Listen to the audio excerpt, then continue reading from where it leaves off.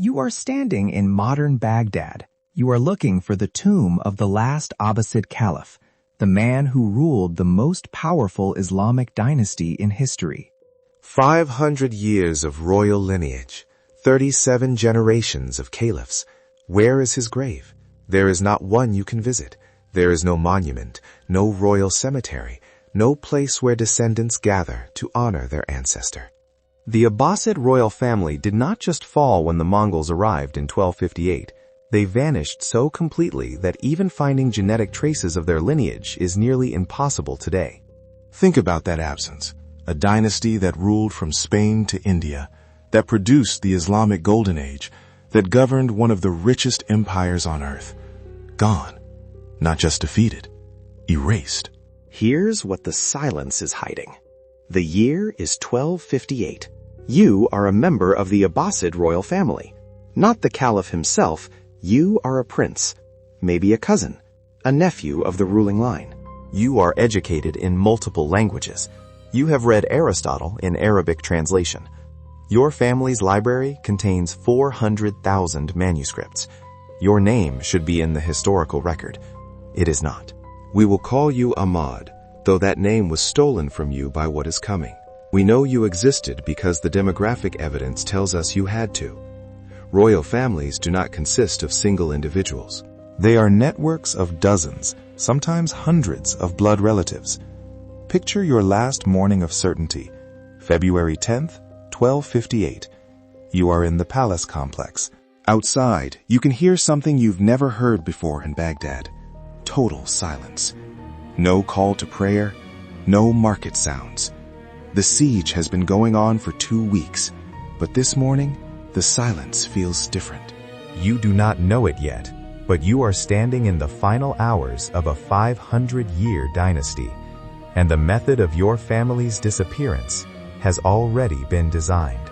If you believe that royal dynasties who shaped civilization deserve to be remembered rather than erased, subscribe and turn on notifications.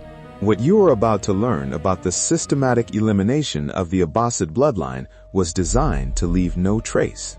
Here is what modern genetic analysis reveals about the Abbasid royal family's fate. Researchers attempting to trace Abbasid lineage through Y chromosome markers in modern populations hit a wall.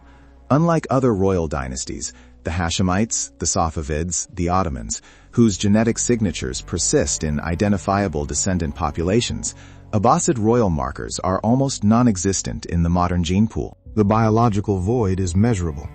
Based on standard demographic models, the royal family of the Abbasid dynasty's size and duration should have produced tens of thousands of living descendants by now. The actual number of confirmed Abbasid descendants you could find today? Functionally 0. That is not conquest, that is extinction. The Mongol invasion of Baghdad was not a battle that went wrong. It was an industrial operation with a specific objective, the complete elimination of the Abbasid political and biological threat. And we know this because the Mongols documented their own process. Here is the thing that should permanently change how you understand what happened in 1258. When Hulagu Khan's forces breached Baghdad's walls, they did not just kill defenders, they activated a predetermined protocol for royal elimination. The protocol had 3 phases. Each phase was designed not just to end lives, but to terminate lineage. Phase 1 was identification and separation.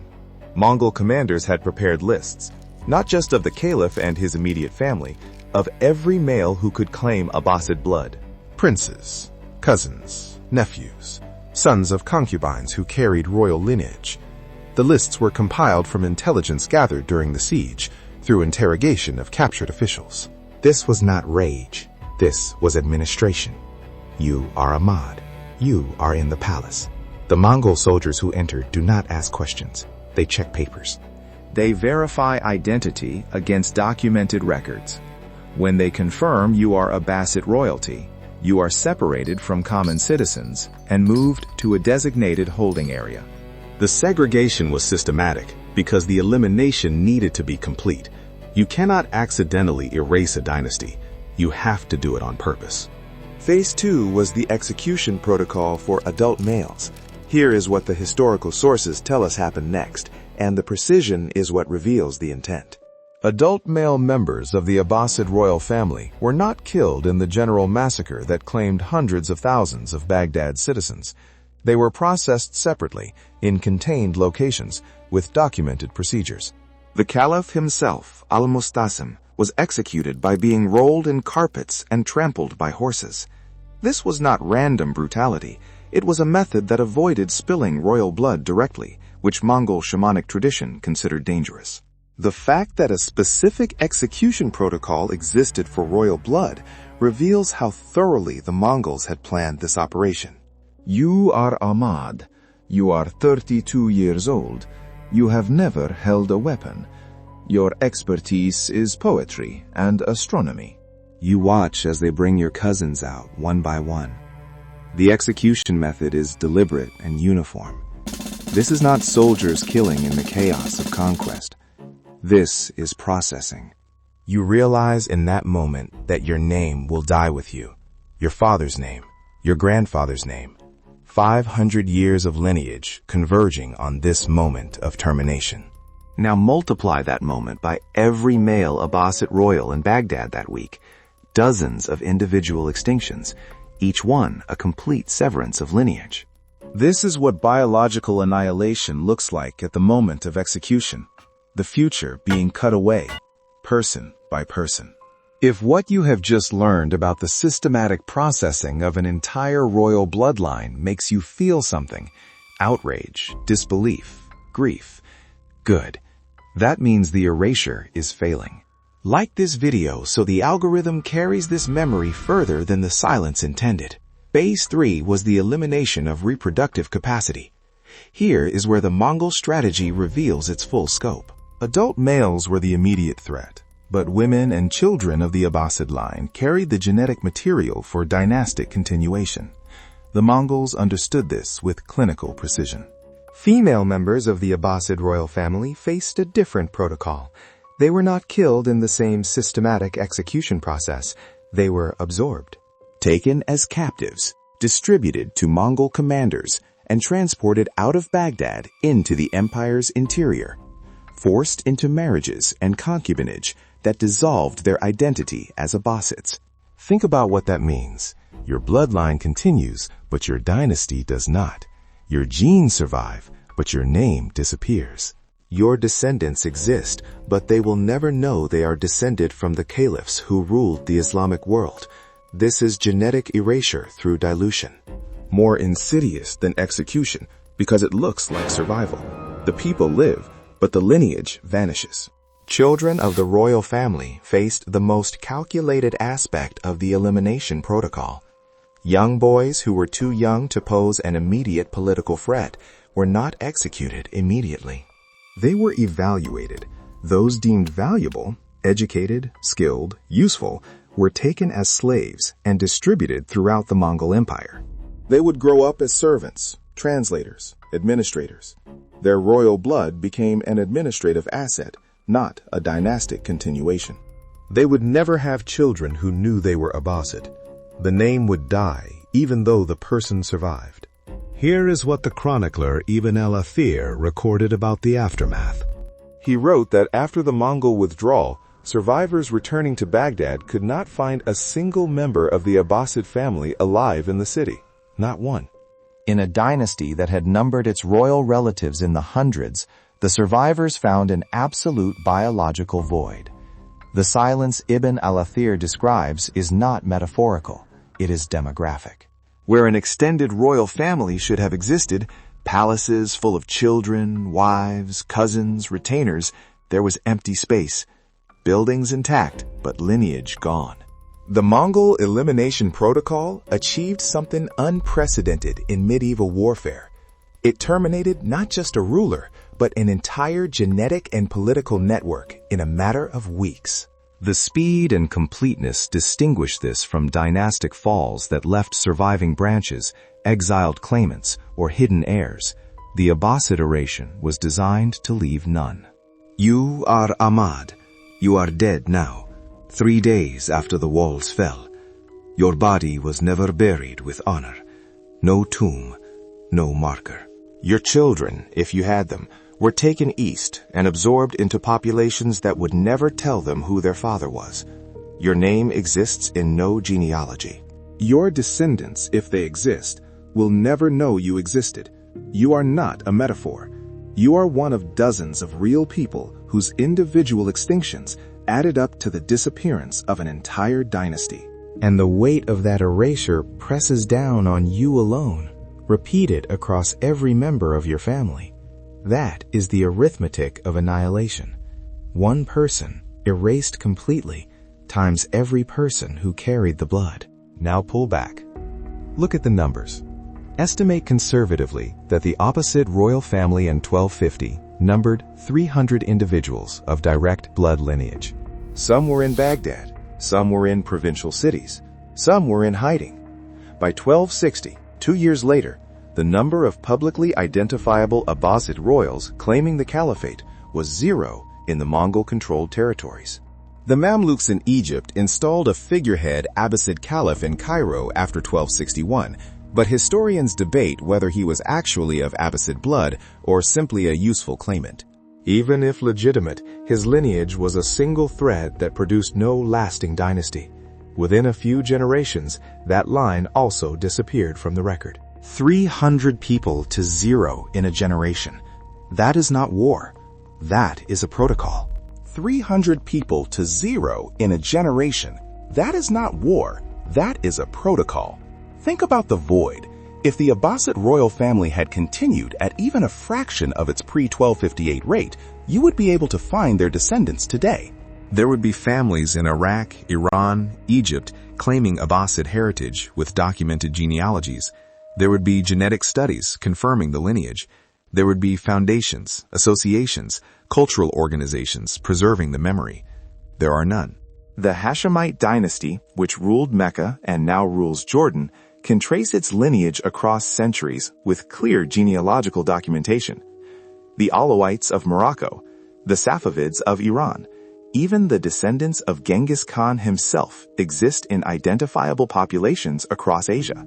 But the Abbasids, the dynasty that produced Harun al-Rashid, that sponsored the House of Wisdom, that ruled the largest Islamic empire in history, genetically vanished. The demographic void is the evidence. The absence is the crime scene. Here is what the silence is hiding about why this erasure succeeded where others failed. The Mongol protocol exploited a specific vulnerability of medieval royal dynasties, geographic concentration. Unlike nomadic dynasties that spread across vast territories, or European royal families with branches across multiple kingdoms, the Abbasid family was concentrated in Baghdad and a few provincial centers. When the Mongols took Baghdad, they took the core. When they processed the royal family there, they eliminated the reproductive center. The provincial branches, already weakened by political fragmentation, could not sustain the dynasty independently. It's like cutting out the heart. The extremities might survive briefly, but the organism dies. The Mongols understood this. They had done it before. The Khwarezmian royal family, the Jin dynasty's imperial clan, the Western Shah ruling house, each one eliminated through systematic targeting of the entire family network, not just the ruling individual. Baghdad was the perfection of a technique they had been refining for decades. You want to know the most chilling detail? Mongol records show that Hulagu Khan reported the elimination of the Abbasid Caliphate to his brother Munkeh Khan not as a battle victory, but as an administrative accomplishment. The language used in the official correspondence describes the termination of the dynasty in bureaucratic terms. Mission completed. Threat eliminated. Royal line severed. This was not warriors celebrating conquest. This was administrators confirming the successful execution of a directive. The machinery of disappearance had a supply chain. After the execution of adult males and the distribution of women and children, a secondary operation began, the erasure of the documentary record. Mongol forces systematically destroyed Abbasid genealogical records, family documents, and administrative papers that tracked royal lineage. The Library of Baghdad, containing centuries of historical documentation, was thrown into the Tigris River. Chronicles report that the water ran black with ink for weeks. Among those dissolved texts were the genealogies that could have preserved the names of everyone who died. Think about that. The family was erased physically through execution and absorption. Then the paper trail that could have preserved their memory was literally dissolved in water. The Mongols eliminated the people and the evidence of the people in parallel operations. You cannot investigate a crime when the bodies and the records both disappear. Here is the thing. Historians will not tell you because it is too uncomfortable. The Mongol elimination protocol worked. The Abbasid dynasty never recovered. No serious claimant ever re-established the lineage. No genetic discovery has yet identified a confirmed descendant population. The erasure that began in February 1258 succeeded completely. Hulagu Khan lived another 7 years after Baghdad fell. He died comfortably in his winter camp in 1265, surrounded by family, mourned by his empire. He was buried with honors. His sons continued his line. The Ilkhanate dynasty he founded ruled Persia for generations. The caliph he executed? No tomb, no memorial, no descendants gathering annually to honor his memory? That is what victory looks like when justice never comes. The system did not end because humanity recognized the evil of dynastic annihilation. It ended because the Mongol Empire eventually converted to Islam and decided it was politically useful to stop eliminating Muslim royal families. The change was strategic, not moral. The erasure stopped because the incentive changed. And here is what that means. What happened to the Abbasids could have happened to anyone. This did happen to many others. The machinery of dynastic elimination was refined and ready. It stopped being used not because the world became more humane, but because the Mongols found it more profitable to co-opt dynasties than to erase them. The silence you encountered at the beginning of this video still exists today. Walk through Baghdad. Ask where the Abbasid royal tombs are.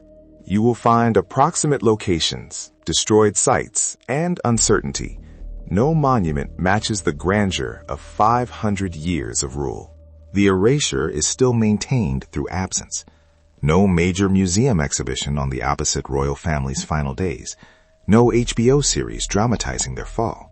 Academic focus on the dynasty's cultural achievements, less on the systematic elimination of its bloodline. The void persists because filling it would require an uncomfortable truth that a royal family can be erased so completely that even genetic archaeology struggles to find them.